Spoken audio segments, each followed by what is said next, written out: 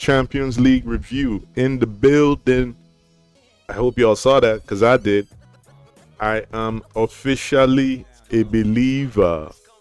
All Arne Slot did when he came into this Liverpool side is that he toned down the aggression, he toned down the intensity, he toned down the passion.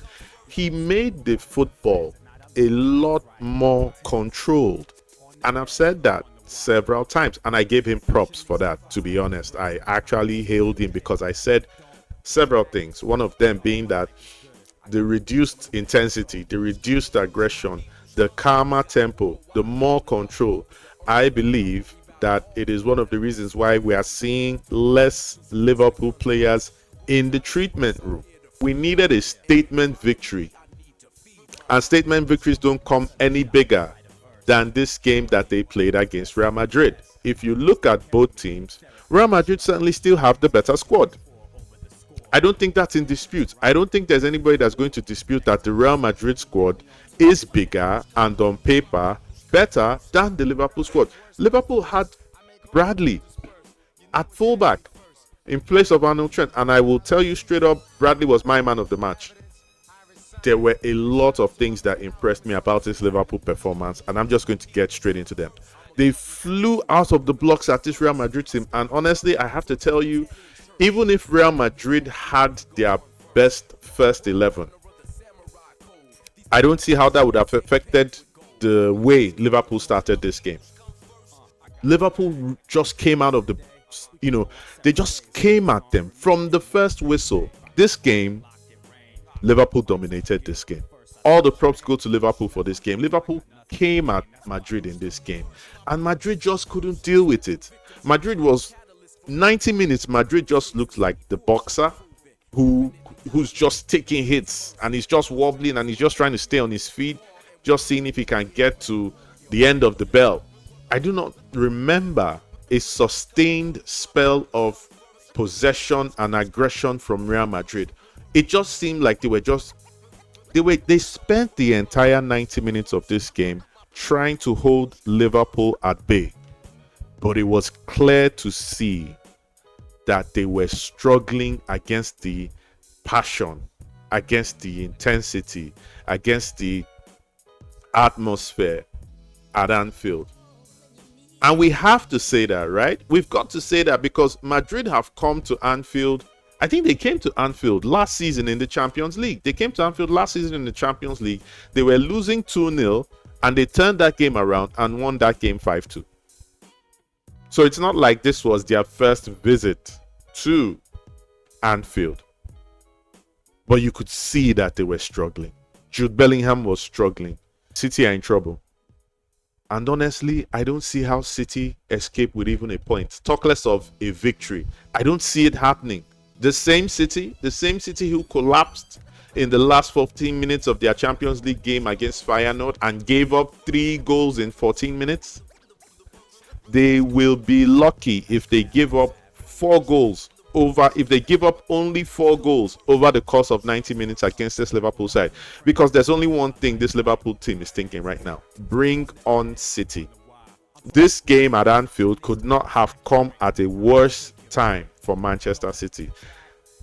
On paper, Liverpool are going to make what Tottenham did to them at the Etihad look like a walk in the park. Let's talk about just how good Liverpool was in this game. A very comprehensive, very thorough beatdown. Liverpool had 17 shots to Real Madrid's 8. That's twice. Shots on target 7 to Madrid's 3. That's also double. Possession was 63% to 37%. That's also double. Passes is 617 to 365. That's just about double. Look at the pass accuracy, 91% to 87%. And then 10 fouls for 10 fouls. So that tells you that Liverpool were given as good as they got in terms of the physical aspect of the game as well.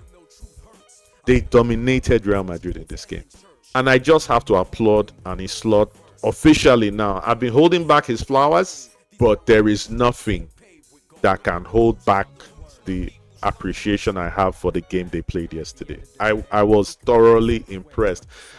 Conor Bradley, my man of the match by a mile. I mean, did you see his tackle on Kylian Mbappe? Oh, I don't want to get carried away, but it was the Maldinis. It was the Nestas.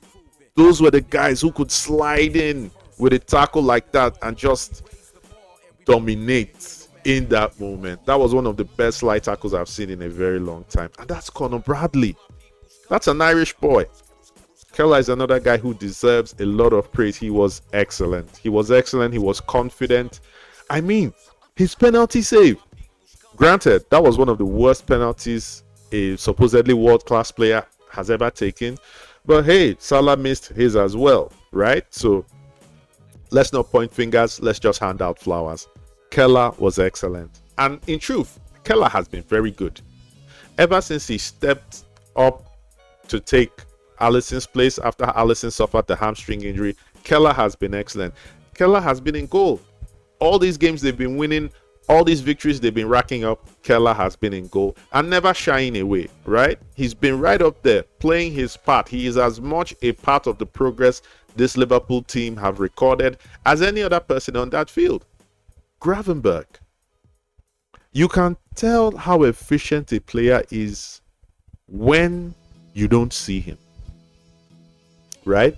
If a team is playing badly, say they are losing and all of that, and that's when you say, where's this guy? This guy's been anonymous in this game. Kind of like how Jude Bellingham was. Do you get? That's what I mean when you say, when they say you don't see somebody and that's a negative. But when the team is playing well and you say you're not seeing this guy, that tells you that he's just there doing his job, redistributing the ball. And that guy picked up a yellow card early for talking back at the referee. But other than that, he was the invisible man that was knitting it all together. So Conor Bradley, Gravenberch, Keller, Curtis Jones is playing some really good football, and I have been impressed by him. I just gotta say, bring on City. I can't even imagine what Pep is thinking right now, because he has to be thinking we are done, especially after the 3-3 against Feyenoord. Everybody has to be smelling blood. Put it like this, even City must be smelling blood, but it's their own blood. Blood in the water, sharks in the water.